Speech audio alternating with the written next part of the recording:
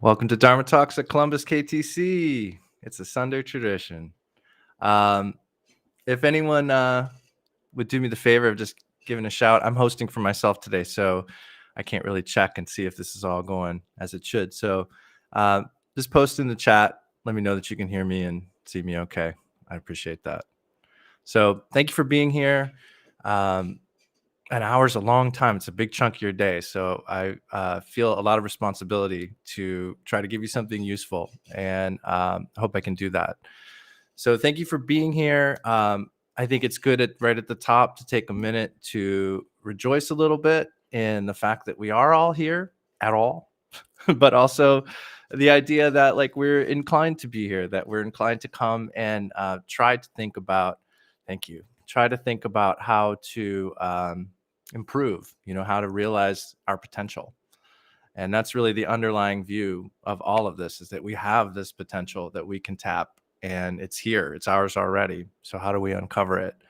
And the fact that we're even here thinking about this stuff is meaningful and has value, and something led to this. And we'll talk a little bit about that today. Short answer, doing virtuous things led to us being here today, hoping to do more virtuous things. So I think it's important to recognize that and rejoice in it a little bit, because being here today is caused by this type of stuff, so we have to kind of draw a line between causes and conditions sometimes so that we remember. So thank you for being here. Pat yourself on the back. And then I hope that what we talk about today, you'll be able to put into use during the week for the rest of the time where we're not here together. So let's begin. We usually start with the 4-line refuge prayer. I'll put that on the screen. We'll say this once in English, once in Tibetan, and then once more in English. And what we're doing when we recite this prayer is setting an intention to seek refuge, to seek protection in authentic sources, particularly the Buddha as the teacher, the Dharma as the teachings, and the Sangha as the community that can support us on this path. And then we're also recognizing our Bodhisattva aspiration, our wish to benefit, to awaken for the benefit of all sentient beings. And we do this when we say that we want to awaken. May I achieve Buddhahood for the benefit of all sentient beings. That's the aspiration portion of our Bodhisattva aspiration. And then the other part is the action portion. And that's what we say when we say through the merit of accomplishing the 6 perfections. The 6 perfections is probably a whole other Dharma talk, but we're talking about generosity. We're talking about ethics and patience and diligence and meditation and wisdom. And those are the ways that we can, in action, enact our Bodhisattva vow, our wish to awaken for the benefit of beings. So we're going to say this prayer again, once in English, once in Tibetan, once in English. If you know it, feel free to chant along.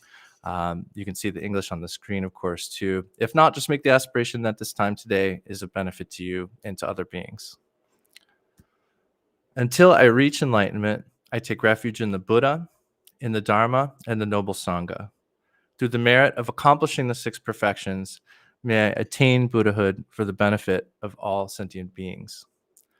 Sanje Chödron Suki Chödnam La Chanchu Padu Dakni Kyapsuji Daki Jinsuki Pe Sunam Ki Drola Penchir Sangye Drupasho. Until I reach enlightenment, I take refuge in the Buddha, in the Dharma, and the noble Sangha. Through the merit of accomplishing the 6 perfections, may I attain Buddhahood for the benefit of all sentient beings. I'm just realizing that what's blocking my view of the refuge prayer is probably blocking yours too. There it is. I'll get that next time. So I have one short prayer of my own to say, and then we'll begin. Baden Sawe Lama Rinpoche Daki Chiwo Pede Denjula Kadrin Chenpo Gone Jesun De Kusun Toki Ngudrup Sadu So.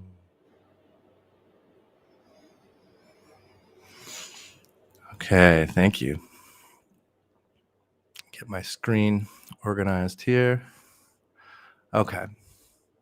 So today's talk is titled Mindful Days Work and Reward.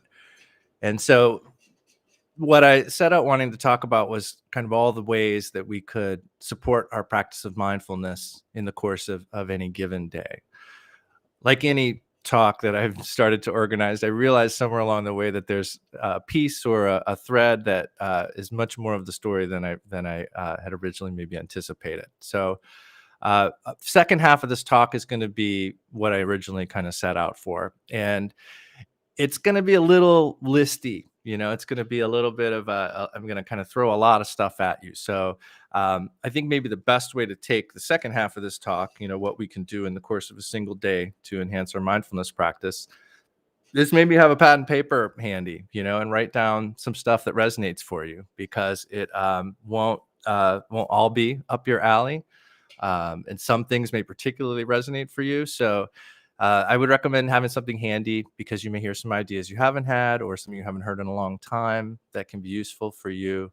So that'll be the second half. But to start, I just kind of want to talk about mindfulness, like that word. For me, it's a little overplayed, unfortunately, because it's so ingrained in culture right now, and in so many different ways that aren't all the same as we talk about it in Buddhism. So I think it deserves a little description, what we're talking about when we say that word, to clarify.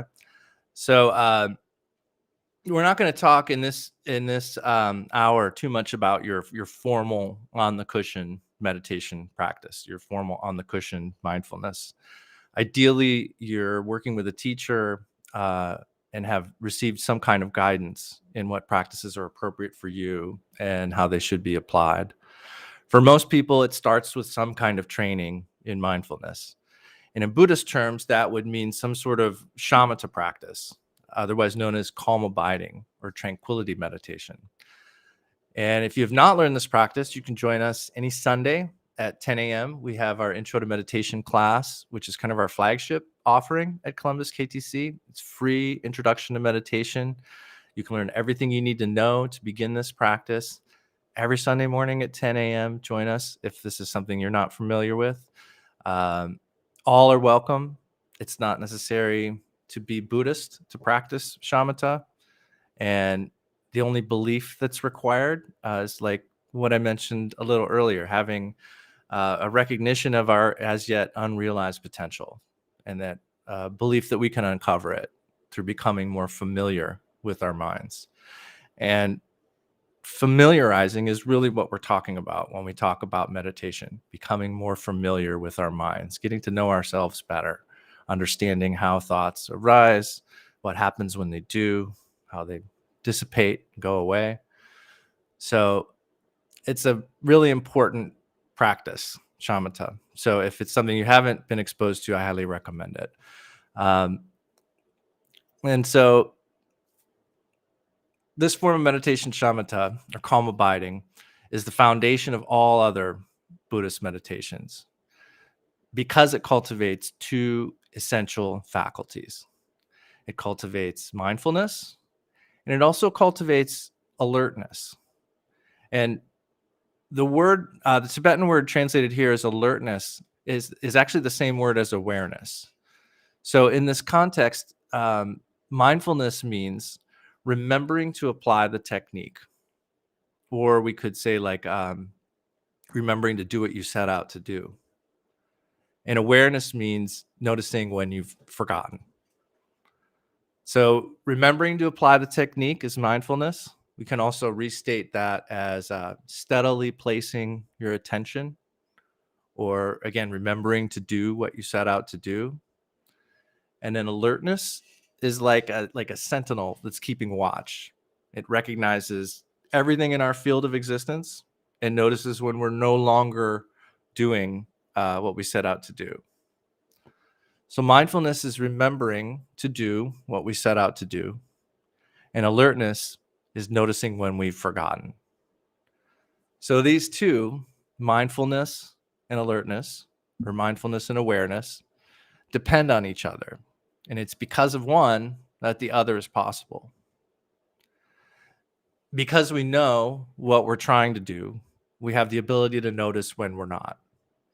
And because we notice when we're not doing what we set out to do, we're able to come back, to return to our goal and do what we set out to do. So mindfulness is attention to something. It's like the granular approach, specificity. For example, what specific detail am I placing my attention on? Whereas alertness has this open quality to it. Alertness takes it all in, keeps an eye on everything so that we can see our attention, our mindfulness, in the context of the whole of our experience. And it's that quality of openness, that element of awareness, that allows us to notice where our attention is, whether it remains where we put it or whether it's gone off somewhere else, as it's wont to do. So mindfulness, the specificity, is honed in partnership with alertness or awareness, which is open. And when we cultivate the ability to place our attention in one place, this enhances our ability to take in the entirety of things. And likewise, cultivating our awareness of everything enhances our ability to place our attention effectively on what we choose, rather than being carried away by each passing detail. So these two faculties of mindfulness and awareness are essential to meditation because they are so crucial in our daily life. Think about how our lives, what we call me or I, think about how that entire experience is actually made up of a string of little moments that we seem to experience only one at a time. And those little moments are filled with big, often consequential possibilities. Moments where we're either doing what we set out to do or where we've forgotten what we set out to do. We're either thinking or doing things that align with our goals or we're not. And when we're in a moment of forgetting what we set out to do, what our goals are, there's a decent chance that we may actively end up undermining our goals in a moment of forgetfulness. And this is basically undermining who we wish to be. So sure, it may only be a little bit, but maybe we could also blow a whole objective up. It's happened, right? I'm sure we've all been in that situation. A moment of unmindfulness can sometimes destroy a lot of hard work and intention. Not always, probably not even most of the time, but they can. So the results of these moments of forgetfulness, of being unmindful, can run the gamut, depending on the circumstances, of course. But regardless, what is certain is that those moments add up. And as they do, moments of unmindfulness reinforce habitual tendencies towards unmindfulness and create new tendencies towards unmindfulness. They accumulate, they build up on each other because the sum of our moments is our experience. Our experience is the sum of all the moments we have. So our sense of who we are in the world arises through this accumulation of tiny moments in which we're being mindful or we're not. So another way to describe this is that in any given moment, we're either acting mindfully with awareness or we're acting unmindfully, acting with ignorance. We've been habitually defaulting towards ignorance for a long time. But the good news is that we have an opportunity to begin to turn the tide away from ignorance and towards awareness. And that opportunity is there with every moment.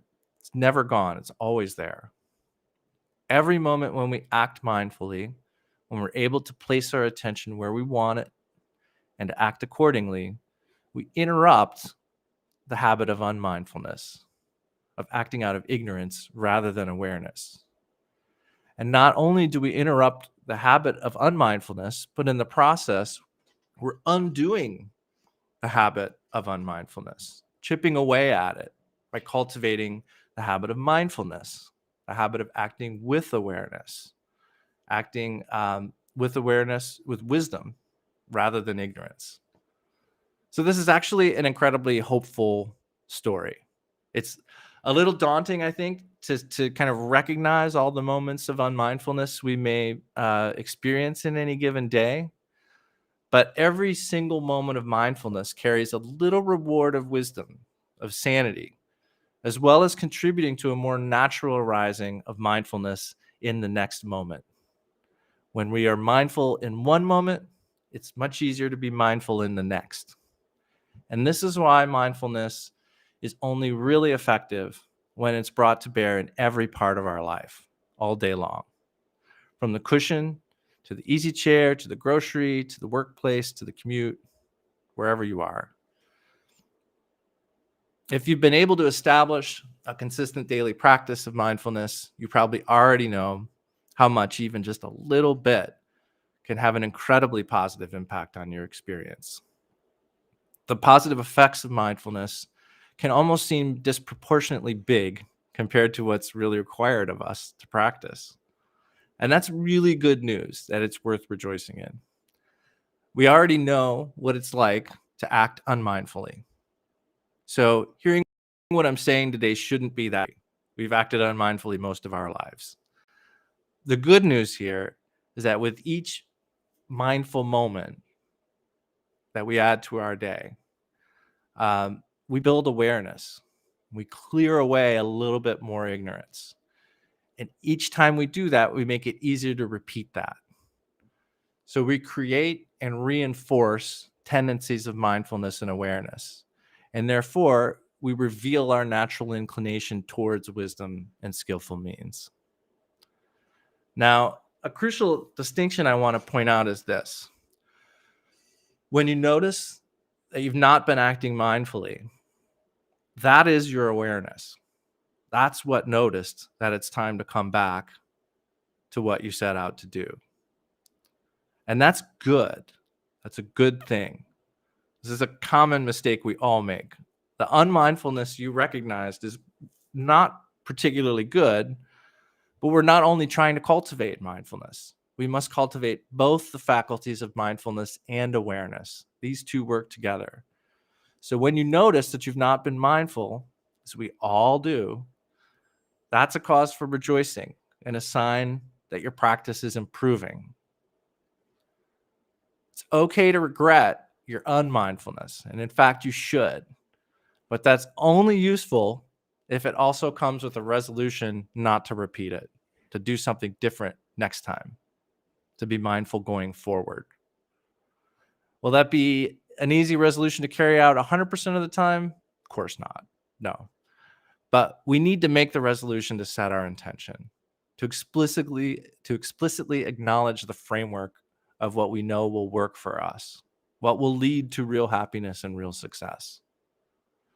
So it's always better to make a resolution, even if you can't keep it. You kind of need some basis for this stuff. So rather than saying, I'm not going to resolve to do that because I might not be able to do it, which is basically saying I'm not going to do it, you make the resolution to do it. And if you fall short, you regret it, you reinforce that resolution. You're setting a direction and you're embarking on it. So it's a little tricky because our mindfulness, as our mindfulness and our awareness increase, they become more sensitive and accurate. It's inevitable that we'll become more aware of our missteps, our mistakes, and our moments of unmindfulness will stand out to us more often and more clearly. I'm telling you this because part of the path towards realizing our full potential, our Buddha nature, is to become more and more aware of increasingly subtle divergences from mindfulness. This is how growing awareness looks. And it's okay. It's a little jarring sometimes, but it's okay. It's important to know this because it allows us to maintain a middle way approach, a balance. We're trying to do our best, but we will fall short until we're fully enlightened. We have a goal, and we also have the reality of what we're capable of in any given moment. And we have to respect both of these things, our ideal and our capabilities. So When our awareness is working for us and we recognize moments of falling short, being aware of when we have not been mindful, that's a necessary part of our progress. It's not a cause for self-denigration. Unmindfulness is nothing to rejoice in, but noticing unmindfulness is. As long as, when we recognize a moment of unmindfulness, we then course correct back to mindfulness. Through recognizing and regretting our departure from mindfulness and resolving not to do it again, this is corrected. So in life, just like in the formal practice of shamatha, we're going to alternate between periods of mindfulness and periods of distraction. We try our best to extend the periods of mindfulness and reduce the periods of distraction. But that's only possible because of the faculties of mindfulness and awareness. By honing the two of them together, we're able to begin to create positive tendencies of thought and action. So, working with habitual tendencies, working with repetition, is working with our karma. If we want to improve our karma and experience better outcomes, mindfulness gives us tremendous power to do so. Why is that? We can think of karma in terms of habitual tendencies, the increasing ease with which we do the thing we've done before, or the feeling of a challenge, almost like resistance, when we try to switch it up and do something different than we've done before. I'm thinking about those plastic chair mats at your job. I'm thinking of one that I had at my last desk job, and I remember getting it brand new, and it was so it was a thick, firm, hard plastic, but still, like 2 weeks into having it or something, it started to get these divots where the wheels for the chair go. You don't want to have the wheels right where your feet go, right? So you put that one wheel kind of in the front, and then it just started to make these divots. So I would go to scoot the chair in, and the wheels would kind of sink into the little divots where they were before. And if I wanted to get out of those divots, it was a little harder than just being on flat ground. I had to push a little harder to get out of that divot, And that's not unlike habitual tendencies that we create for ourselves. So when we make the strongest habits, the strongest karmas, karma, by the way, means action, but we're talking about action in the broadest, really kind of the most sane sense, in the idea of the entirety of it, not just what's done, but what it leads to as well. So the strongest habits, the strongest karmas, have 4 steps that sort of align. And those are the intention, starting the action, completing the action, and then rejoicing in it. So when we intend to do something, we begin doing it, carry it through to completion, and then we rejoice in what we've done. That will make the strongest imprint. That's an important formula to remember, particularly for what we're going to talk about today. So when you intend to do something, you begin to do it, you finish doing it, and then you rejoice in it. That sort of seals the strongest karmic imprint. But any place in that sequence, we could change our minds. So for example, we could decide that we're going to donate a week's salary to the YWCA Family Center. And it's a noble intention for sure. And so we could set out to do it. We go down there to make the donation. We make the donation, and then we rejoice in doing it. And that's going to be the strongest positive karma. But maybe we really can't afford to donate a whole week's salary to the YWCA Family Center. So we make the intention, we go down there to do it, we complete making the donation, and then we feel bad that we did it. Shouldn't have done that. That regret will lessen the impact of that positive karma.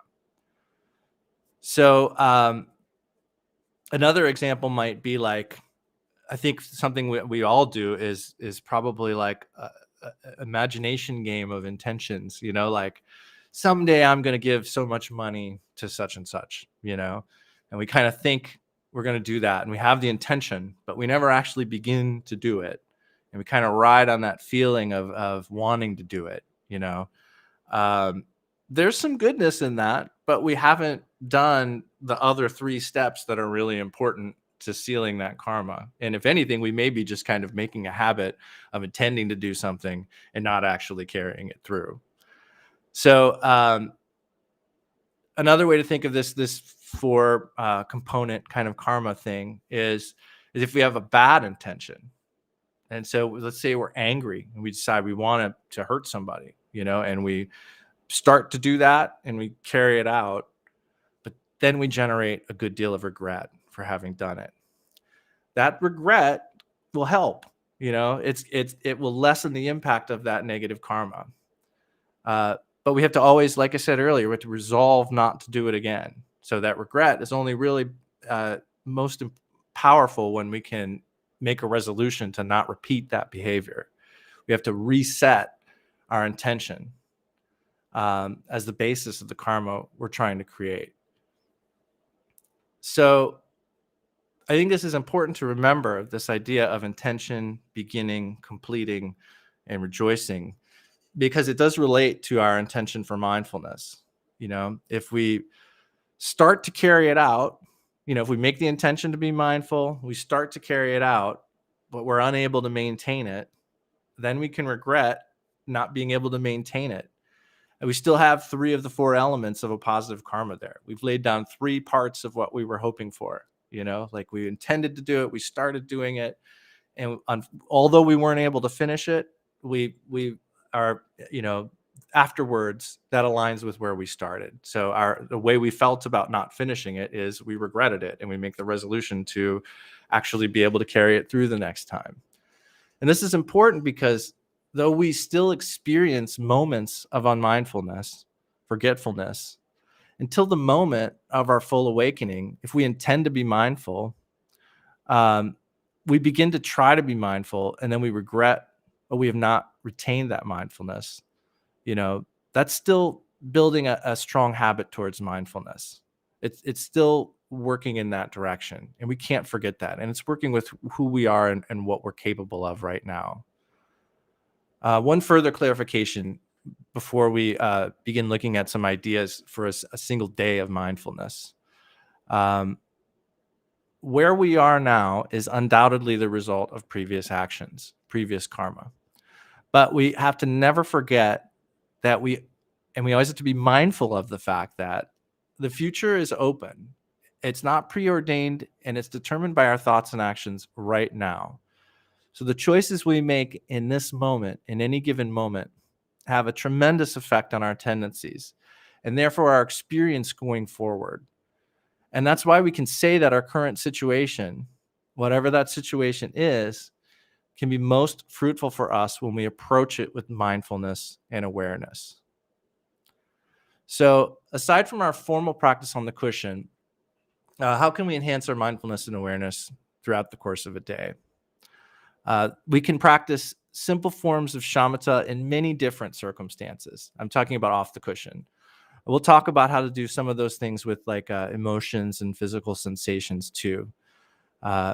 But when we're moving around in conversations, working on problem-solving tasks at work, etc., it's not really possible to do, a strict practice of shamatha. There's just too many things that need our attention at once, and we have to engage concepts, and stories in the course of culture in our lives. So we need to have some kind of general support throughout our day, and that general support can be like an aspiration and an intention.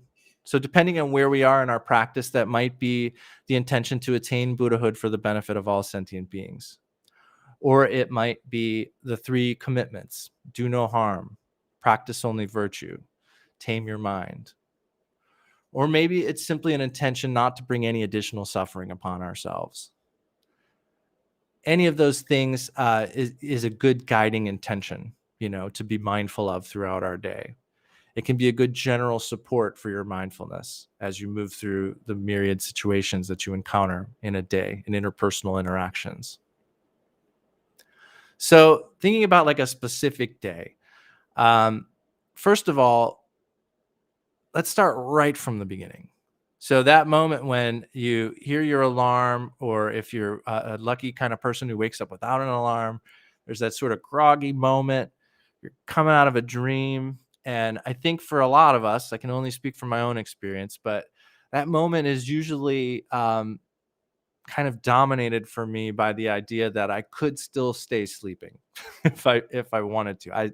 I knew I wanted to get up at a certain time and I planned for that, but every day I let myself have a little debate in my head and frequently don't do what I really set out to do, which was get up at that time, you know? So I think that first moment of the day um, can be really crucial and can actually have a great reward when we do follow through with what we set out to do. So if we set a time to get up and that alarm goes off, um, what are we going to do? Are we going to stick with our intentions? Are we going to, push through and do what we wanted to do, even if it's not the easiest thing? Or are we going to go back to sleep? And I think in this moment, the traditional instruction is, if you can, immediately the first thing you can, think of your teacher, think of the Buddha. Think of, and another way of saying that is think of your potential. Think of what you can be, and make that the focus of what you're doing right from the beginning. So in that moment, if you do think of the Buddha, that can be a helpful motivator to use that moment mindfully. The first step of your day is mindful. I'm not going to give in to over comfort. I'm not going to give in to selfishness and go right back to sleep. I'm going to actually do what I set out to do and get up. And so a good way to do that is to immediately try to call to mind the Buddha. And then once you kind of make that, and we're still in bed here, so like this is before we've even stepped out of bed, the next thing you might want to do is take a moment and think about the dream that you were just having. They're usually still pretty fresh in the morning. And one thing that can help set the tone for the day is to begin to think about how you were in that dream. How we know that was a dream. It was a dream. It was not reality as we take it to be in waking life, but you still reacted like it was. Unless you're a proficient lucid dreamer, you probably were reacting with negative emotions and attachment, same kind of things that we do throughout our normal day. But you are reacting that way in a purely mental experience, in your dream. And it's good to think about this, because when you do get up and move into our daily life, the idea is that our experience of our waking life is also not as real as we think it is, or at least it's not real in the ways that we think it is. It is impermanent. Our experience is impermanent. Our experience is interdependent. Our experience is heavily colored by our own stories. So there's a lot about the way we experience our waking life, which isn't quite like we think it is. And so a good way to kick off your mindfulness in the morning too is to kind of remember that and think about that first thing in the morning in terms of the dream you were just having, and thinking that my experience during the day is not that different from that. And another way to think about that, that may be a little tricky to understand, but Pema Chödron uses this great phrase. It's actually a Lojong slogan that she translates, or maybe Trungpa translated as, every moment is a passing memory. I love that one, because when you think about it, like that this life sort of is a dream. Even in the, as soon as a moment has passed, it's how is that different from a dream we had? So um, so that's kind of another way to think about that. Sort of remember that every moment is a passing memory, just like the memories of your dreams. And then, so now you're ready to kick that one leg off the bed and get up. We can do that with purpose. We can hit that first step out of bed with intention. We can be grateful that we have another day at all, and that we can get up and go into a new day. Not everyone has that option, so gratitude, joy, and intention to benefit ourselves and others as we get out of bed. Make that what's getting you out of bed, you know? Then moving into your morning routines. This is a great place to say that mantra fits in anywhere, right? So the 6-syllable mantra of Chenrezig, Om Mani Padme Hum. That's a great thing to start kind of right away. Why not? Kick it in. So immediately you can start saying mantra. Place your attention on the sound of the mantra. It's kind of comforting and soothing in the morning, I think. So we'll come back to mantra. I mean, mantra is great anytime, and it actually means mind protection.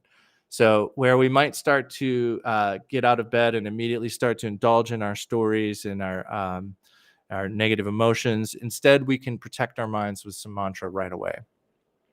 Then usually something that comes pretty quickly for people when they get out of bed is brushing their teeth. And I think a good thing to do with that is to relate the intention to brush your teeth with the intention to do what's beneficial. And what I mean by that is thinking about how, like we brush our teeth, we also meditate. It's good basic hygiene. And this is important to remind ourselves because we forget that, Our tendency is hopefully to joyfully bounce our way to the cushion every morning for our meditation session, but it doesn't always work that way, right? So I'm thinking also of like if we arrive at work and we realize we forgot to brush our teeth. I know I've been in this place before. I rush to find, see if somebody's got some toothpaste. I might stop at the gas station to grab a travel toothbrush or something to get that taken care of. I know I've done that with deodorant before too. If you forget to wear deodorant, you might stop and pick some up. And the reason I bring this up is because as much as hygiene helps us, it also affects others. So just as much as we wouldn't want to experience our own unbrushed mouth, we don't want others to experience that either. And it really ought to be the same with our own unmeditated, unmindful mind, like if we don't need to experience it, it's not the best thing for us. And we definitely don't want to share it with other people too. So similarly, as we would take care of brushing our teeth, we take care of our meditation. That's basic hygiene for ourselves and for others. Then moving into coffee or tea or whatever your morning pleasure is, you can attempt to be mindful in the process of making it. There are Zen methods of doing this that I'm curious to learn at some point, but there's a process that you can mindfully use when you make your tea. And really what we're talking about is just kind of placing your attention like you would on the breath and shamatha, placing your attention on the process, on the sensations, of moving things around and just taking it in and rather than telling a story, just being with what you're doing. And so a good way to do that is just start with your morning coffee, start with your morning tea. And you can, as you sip it, another thing that you can place attention on is sensations, physical sensations. So taste.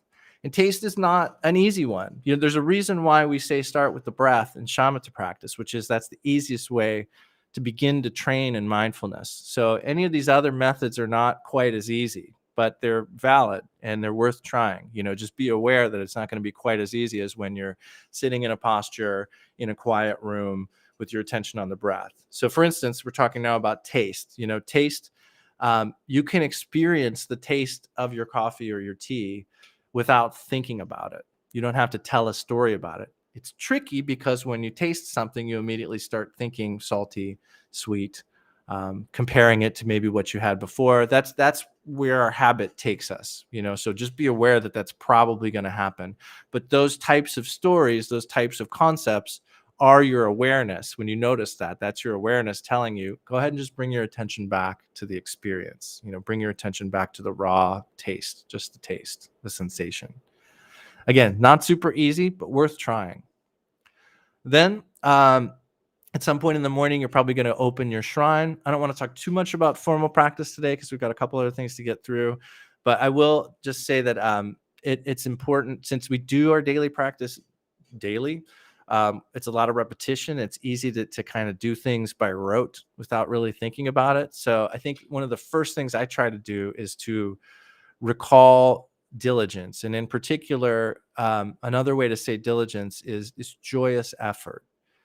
So before we even do our first prostration to begin to open our shrine, uh, feel some joy that we're there to do it. Like I said at the beginning of this talk, like own a little bit of happiness about the fact that we're making the effort to do it, and the privilege that we have to have that inclination and to have access to the teachings and to be able to practice. That type of reinforcement, is what helps to create these strong habits. So that's a good way to start. Second thing, bring all beings with us while we do our prostrations. We can include all beings in what we're doing right from the beginning. So as we do prostrations, we imagine we're leading all beings in prostrations with us. Also think about the meaning of the refuge as we recite, which is what I said a little bit earlier about right sources of refuge. May until I reach enlightenment, I take refuge in the Buddha and the Dharma and the Sangha. And then the second two parts of that, which are by the merit of accomplishing the six perfections, may I attain Buddhahood for the benefit of all beings. So we're thinking about our aspiration to attain enlightenment for the benefit of all beings. And we're thinking about how to do that. When we say the six perfections, it's worth, if it's not something you're familiar with, it's worth exploring. But these ideas of generosity, ethics, patience, diligence, which we said is like joyous effort. Making effort with joy, meditation and wisdom. So those are the ways that we can do what we're aspiring for. So it's good to think about that when we say the refuge prayer. Also, we can make offerings and try to do that mindfully. And one way to stay engaged and be mindful with your offerings is as you make them, be creative about how you might mentally expand each offering. So for instance, if it's a candle offering or a lamp light, think of some way of maybe even a fresh way of doing it every day. May this lamp clear away the darkness of ignorance for all beings, and may their innate wisdom shine forth like this lamp. With water, maybe it's may this quench the thirst of all beings. May all their basic needs be met so that they can afford to think about things like their enlightenment, and their potential. So that's a way to mindfully engage with your offerings. When you sit down to do your practice, be mindful of your current state. Like how are you feeling that morning? Are you a little tired? Are you grumpy? All of those things are okay, but we need to be mindful of it. And then set our intention to do that session for the benefit of ourselves and all sentient beings, rejoicing in our ability to do so. And through our practice that day, do what we've been taught in the way we've been taught. Don't make a habit of doing other things in the middle of your session of meditation. That should be part of your intention at the beginning, is for this session, may I just do the practices that I'm setting out to do. And then at the end, we dedicate, which is sort of rejoicing in our good works, and we dedicate the merit of what we've done. And that dedication helps to complete a strong karma. That's sort of the rejoicing, but it also, through the dedication of that merit, it helps us to, it's said that when we don't dedicate our merit, the results of that can be exhausted. When we experience them, they're exhausted. Whereas if we dedicate the merit to the benefit of all sentient beings, that becomes inexhaustible. So that continues to give us positive returns. So that's why it's so important to dedicate. Then when we go to stand up, I think this is a really crucial moment. When we've done the dedication and we're about to stand up, do that mindfully. Don't think, okay, it's over now, and now into this whole other part of my life that's completely different from my meditation. What we really want to do is blur the lines between our meditation and our post-meditation. So standing up with mindfulness, being with the sensation of standing up, walking to wherever we go after our practice mindfully. Start to carry this into the day. We want to spend the rest of our day ideally supporting our formal practice of meditation, not undoing it. So that's one crucial point right there is standing up from our meditation. Then let's talk about the commute. So I want to suggest that if you are a practitioner of Tonglen or Lojong, mind training, this is also something, Tonglen, by the way, if you haven't been trained, we teach this class the 5th Sunday of every month. So at this time next week, we'll be teaching Tonglen, taking and sending compassion meditation. So if it's something you're not familiar with, I'll be teaching that this exact same time next Sunday. So check the virtual shrine room on columbuskTC.org for the link and come and join us if you'd like to learn. So if you are familiar, though, I'd like to encourage you to start your Tonglen with your car.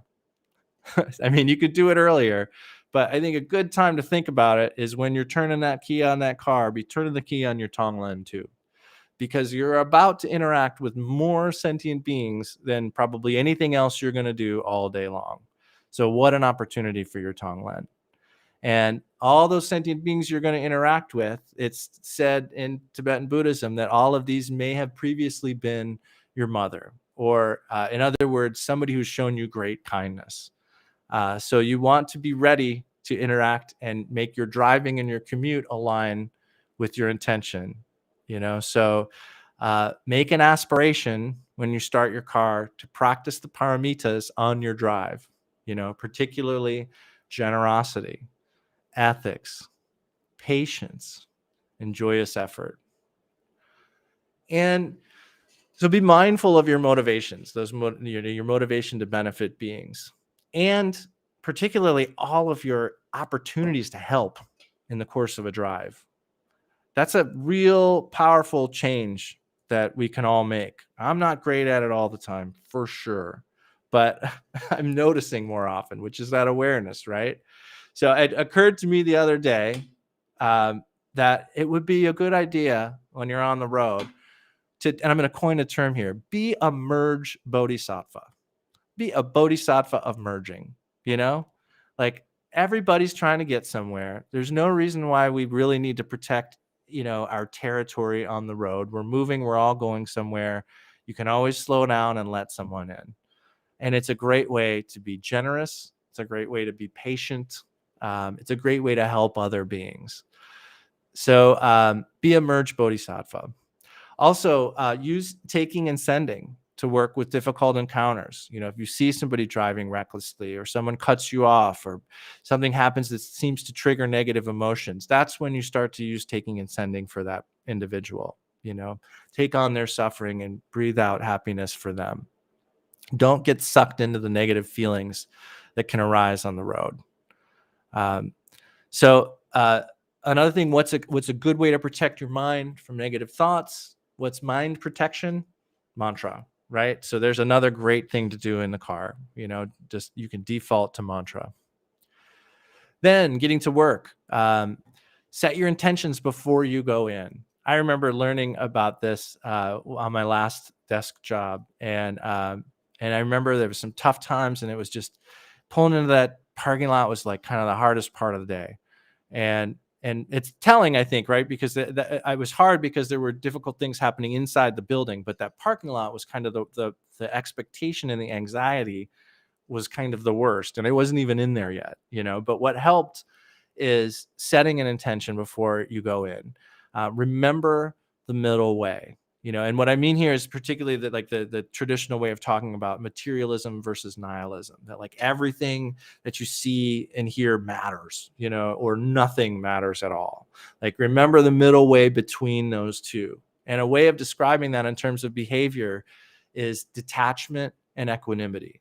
Acting with detached, not like ignoring ignorance, but just being a little bit detached from things, not being attached, a little bit of facing things with a little bit of detachment and equanimity, kind of taking things as all things as equal. And this is a great way to approach everything, but particularly difficult situations. Again, there's Tonglen. So don't be afraid to utilize Tonglen throughout your day at work. Super helpful. Also, mantra. And then another method Khenpo Karthar Rinpoche has mentioned before is and I love this one, is utilizing the mental flop. So it's a great thing to do at some point during your day to just take a break. If you got, I mean, obviously you probably want to be alone, or at least you're not in a conversation or something. When you have just a moment, you just kind of let your mind flop, like you might flop onto a couch after a hard day's work. There's that moment where you just kind of flop and you're just there for a moment. And it can be brief and it can be really beneficial. So mental flops throughout your day, mindful flops are a great enhancement to your day. Let's also talk here about mindfulness of emotions, because if something happens, and work, I think, is a common place, but this could be at home too, of course. If something happens that upsets you and gives rise to anger or attachment or jealousy, don't give in to ignorance. And what I mean here is, don't immediately try to distract yourself, ignore what you're feeling. Because I don't think we talk about that enough, but the root of ignorance is ignore, and that implies a little bit of active, intention. We're trying to ignore something. And that's what we're talking about here. A lot of times when we get a negative emotion, what we do is to distract ourselves, is we start to tell a story. To distract ourselves from the actual feeling, we start to engage in the blaming, and we engage in just creating narratives, and to try to seemingly protect ourselves. But what we're really trying to do is to not feel that raw emotion itself. So what I'm saying is, when these emotions arise, if we get in a situation where we're experiencing a negative emotion, don't linger on the story of the emotion. Just kind of sit momentarily, place your attention on the feeling, just the raw feeling of the emotion. And I mean to do this for as long as you're able, because this is not easy practice, and this is not something you should hold on to longer than you're capable. But you can start to interrupt these habitual tendencies just by even taking a minute, or a couple seconds longer than you would normally. So if you would normally have that feeling and start to tell a blame story, then just take a couple extra beats to just be with that emotion. And that's a good place to start, because you start to see that you can just be with those feelings. You don't have to run away from them. Similarly, you see that there is just an energy to these emotions that doesn't come up with your story. Like, your story is something you're adding to that. So just even being able to sit with those raw feelings for a moment helps you to start to see how you project your stories onto everything. And that's an important thing to gain awareness of. So when we have a negative emotion, it's possible to just sit briefly with that feeling, just being with the energy of what you feel, rather than distracting yourself with a story. And so I'm thinking now here too of, like, we often think our stories are the whole truth, and we forget that we're projecting our stories so much of the time. So I'm thinking of there's a Lojong slogan that Trungpa Rinpoche said, is be a child, be a child of illusion is the one I think that we see most often. But Trungpa Rinpoche said it as be a sorcerer. And I love that one, because the idea is, like, a sorcerer creates illusions, but recognizes that they're his creation. So he not only recognizes that they're illusions, he recognizes that they're his creations. So we have opinions, we have memories and concepts about everything, and they're unique to us. If you think about a food that you think is just awful, when you see that food, it's quite likely that you think about how awful it is at the exact same time as you name it in your mind. But those two things don't actually go together. One of them is yours, and one of them is our shared, concept of what that food is. So we sense our projections, and we often mistake them as being tied in, as part of the actual reality of things. So we need to be aware of that type of thing. And that's one of the ways why, sitting with our emotion for a minute without telling a story is so useful. It's not easy. And so only do it in short spurts as long as you're able. You can tell when you're out of your comfort zone if you begin to, like, space out or become a little hyper focused on the concepts and the details. So when you can't rest with just the rawness of that emotion anymore, and it may be brief, when you need to turn to a concept, make that concept the 3 seeds. And what we're talking about here is the 3 objects, 3 poisons, 3 seeds of virtue. And this is that aspiration that, like, if it's anger, may I, oh, you know what? Now I need to see it on paper. Of course, like, I always think I have memorized stuff until I need to actually say it. But I have it handy. So may my moment of anger contain the anger of all beings. By my working through this moment of anger, may I and all beings be free of it. And may we attain enlightenment, the complete freedom from anger. So there's a concept you can add to your negative emotion. If you're going to add a concept, and we will need to at some point, make it that 3 seeds, 3 objects, 3 poisons, 3 seeds of virtue. Running short on time. I would like to spend more time on that, but we'll have to do that another time. But so moving on. Actually, I think that I have a lot of other little ideas here, but we don't have much time. And I think that I would probably rather ask if anyone has any questions with our remaining 5 minutes. And I will try to come back with another program like this at some time in the future, because I think gave you a lot of stuff to think about. So I apologize I didn't get all the way through an entire mindful day's work, but I think I gave plenty to work on in a mindful day. So does anyone have any questions in the remaining time? You're welcome, Caitlin. Thank you for being here.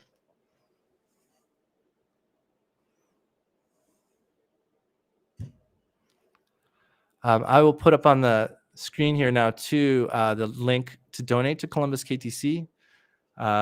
Building project moving along, getting closer to being, it's a reality now. It's a building now. So we just, when we can get in there is still up in the air. But you're welcome. Thank you all.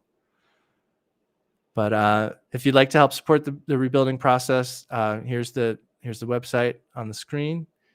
And I also have lamaadam.com where I keep some videos and other events, things like that. You're welcome to visit there too. Oh, you're welcome, Lindsay. Thank you. So if there aren't any questions, as we said, like those 4 parts of a strong karma are an intention, beginning an action, completing it, and then rejoicing in it. So like, let's rejoice in taking the time to think about this stuff today. Let's make the aspiration that we enact some of the stuff that struck our fancy today. And let's dedicate the merit of this session for the benefit of all sentient beings. By this merit, may all beings obtain the omniscience of Buddhahood and defeat our common enemy, wrongdoing. From the stormy waves of birth, old age, sickness, and death, from the ocean of samsara, may we free all beings.